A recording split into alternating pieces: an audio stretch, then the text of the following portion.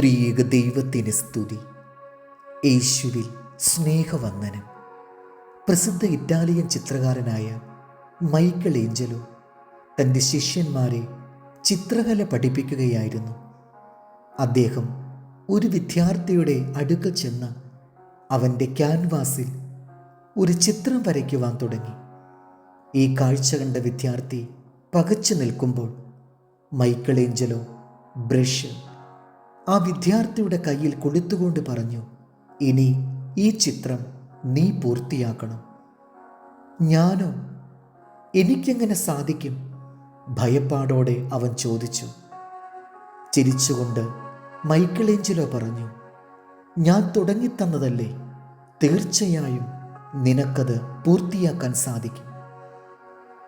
Michael Angelo തുടങ്ങിവെച്ച ആ ചിത്രം അദ്ദേഹത്തിൻ്റെ സഹായത്തോടെ ആ വിദ്യാർത്ഥി വിജയകരമായി പൂർത്തിയാക്കി.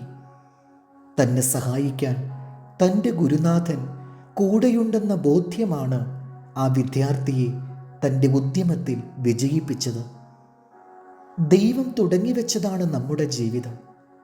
നമ്മുടെ ജീവിത ചിത്രത്തിലെ ആദ്യ വരകൾ അവിടുത്തെ ബ്രഷിൽ നിന്നാണ്.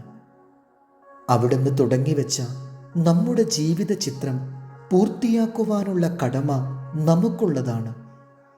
നമ്മുടെ ജീവിത ചിത്രത്തിൻ്റെ പൂർത്തീകരണത്തിൽ നമ്മെ സഹായിക്കാൻ ദൈവം എപ്പോഴും കൂടെയുണ്ട്.